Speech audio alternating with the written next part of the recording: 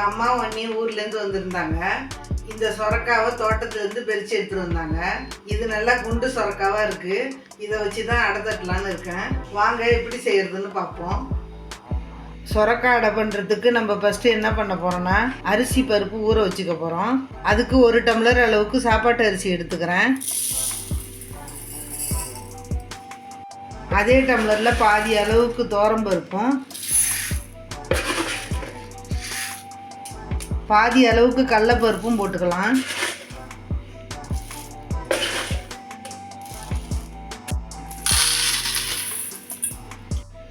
இது ரெண்டையும் தண்ணி ஊற்றி அலசி 1 மணி நேரம் ஊற வச்சுக்கோங்க.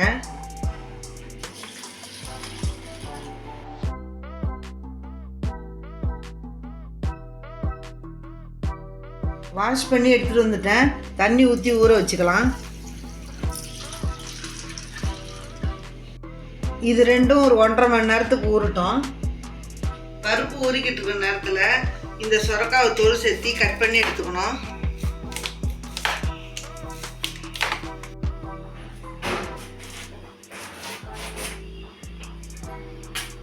இன்னைக்கு நான் பாதி தான் செய்ய போகிறேன். பாதி எடுத்து வச்சிடுறேன்.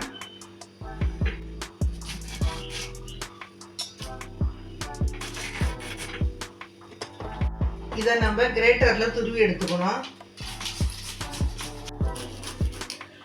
முத்தைக்காயாக இருந்தால் கொட்டையெல்லாம் எடுத்துட்டு செத்திக்கணும்.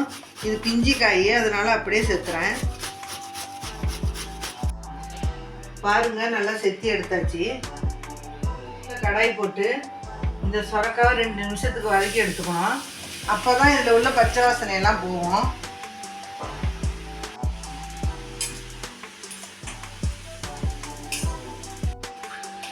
இது அப்படியே வதங்கிக்கிட்டே இருக்கணும். இப்போ ஒரு மிக்ஸி ஜார் எடுத்து ஃபஸ்ட்டு நம்ம அரிசியை அரைச்சி எடுத்துக்கலாம்.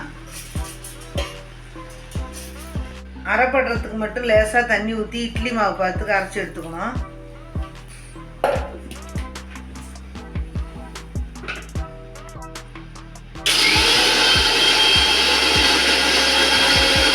இந்த மாதிரி நைவாக அரைச்சி ஒரு பவுலில் சேர்த்துக்குங்க.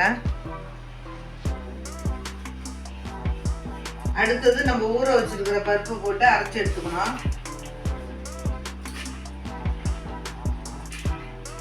கூடவே ஒரு 5-6 காஞ்ச மிளகாய் கட் பண்ணி சேர்த்துக்குங்க. கூடவே 1 ஸ்பூன் சோம்பு. இதை லேசாக தண்ணி ஊற்றி கொரன்னு அரைச்சி எடுத்துக்கணும். ரொம்ப அரைச்சிடாம 1க்கு 2 கொரன்னு அரைச்சி எடுத்துக்கணும்.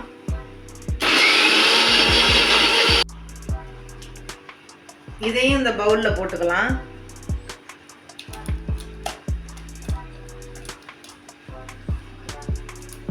சொரக்காவும் 2-3 நிமிஷத்துக்கு வெந்துருச்சு.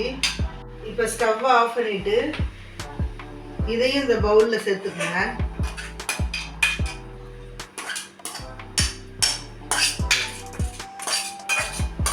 இது கூடவே ஒரு பெரிய வெங்காயத்தை பொடியாக கட் பண்ணி போட்டுக்கணும்.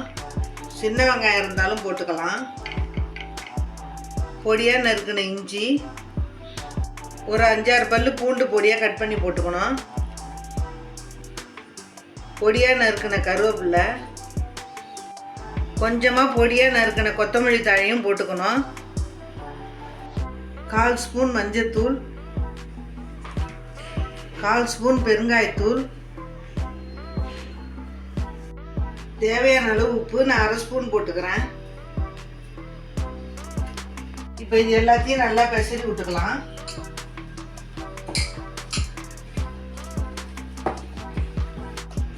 இது மாதிரி பிசைஞ்சு வச்சுட்டு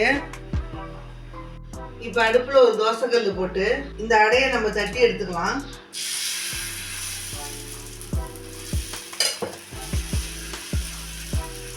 நல்லா இந்த மாதிரி மொத்தமாகவே தட்டிக்கங்க. வேகிறதுக்காக சுற்றிலும் எண்ணெய் ஊற்றிக்குங்க.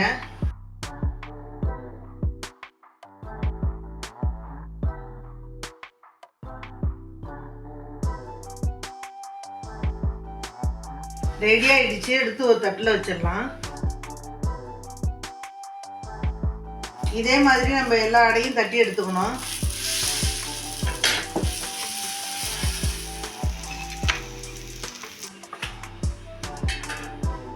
அவ்வளோதான், சூப்பராக சொரக்காய் அடை ரெடி ஆயிடுச்சு. இதை நீங்கள் டிஃபனுக்கு ஸ்நாக்ஸுக்கு சும்மாவே சாப்பிடலாம். தேவைப்பட்டால் சட்னி சாம்பாரோட வச்சு சாப்பிட்டா இன்னும் சூப்பராக இருக்கும். இதை நீங்களும் ட்ரை பண்ணி பாருங்கள். அம்மாஸ் குட்டி கிச்சனுக்கு லைக், ஷேர், கமெண்ட், சப்ஸ்கிரைப் பண்ணுங்கள். நன்றி, வணக்கம்.